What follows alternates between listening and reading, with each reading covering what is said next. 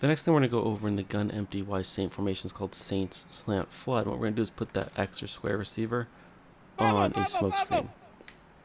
That's usually your second running back. You can go ahead and manually sub in your first running back if he's a better pass catcher. It's up to you. And then you have some options on the other side of the screen. What I like to do is put maybe the tight end on a streak route and this guy on a drag route.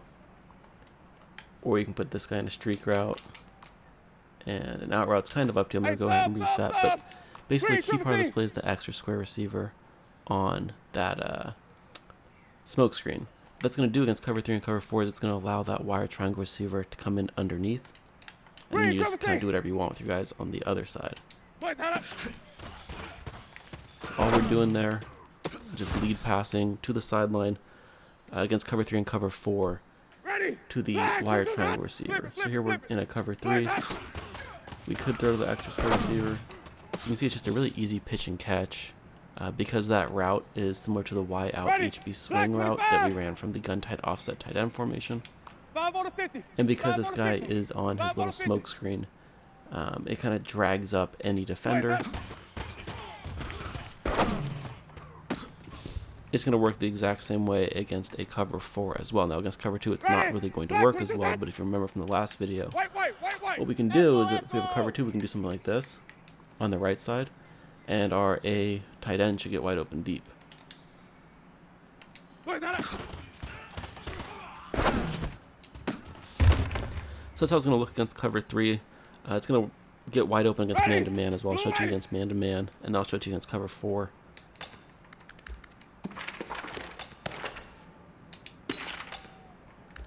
So we'll just do like a standard cover 2 man. I wouldn't even do anything with the guys on the right side just because I know the wide receiver is going to get open. He makes his break. We lead pass on the break to the sideline. Really doesn't matter as long as they don't have like a truly elite cornerback in man-to-man defense against that wire triangle receiver. He's going to get open. Even more wide open if it's like a man-to-man blitz. And if it is a man-to-man blitz, you know it's coming. You can do something like this. Motion him in, block both guys. And you'll still have him open on that corner route. I'm going to now show it to you against cover 4, and then I'll get into cover 2 as well, although we're not really calling this if we're expecting cover 2. Saints Slant Flood. We'll just find like a good cover 4 drop somewhere. That'll work just fine. Basically the same thing as always. We just throw on the break. He's going to be wide open. I'm not going to spend too much time here. I'll just do it one more time. Put the extra receiver on a smoke screen. Lead pass here. You kind of want to lead pass down into the sideline so you can get it away from that deep safety in the dark blue zone.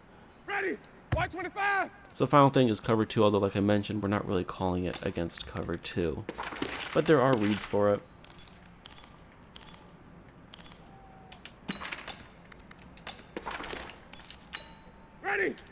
So what I like to do, especially with this formation, is just put that A or X tight end on a streak route.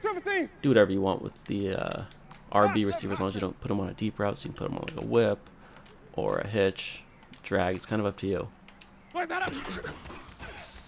So we're doing there is we're just going to lead pass again inside to the tight end. And it's a really easy pitch and catch. This is kind of like how the cover 2 used to play a couple Maddens ago where the deep blues wouldn't really cover the tight end on a streak. This year, in most formations, they do a good job of still covering that tight end or getting there in time. But because of this formation, how spread out it is, the deep blues really have to get there all the way out to the sideline to that B receiver. They also have to be worried about this wire triangle receiver. So it just gives them a lot to worry about. Now, if he backs up too far, we can just go ahead and take the running back. Great bailout if you're under pressure.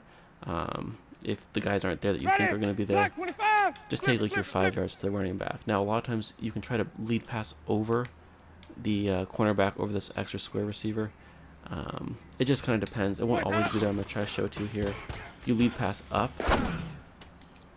you can usually get it over that receiver or over that cornerback to the receiver before he gets to the safety. But I don't necessarily recommend making that throw. If they are in a cover 2 and you know it, there are some things that we're going to audible to from this formation.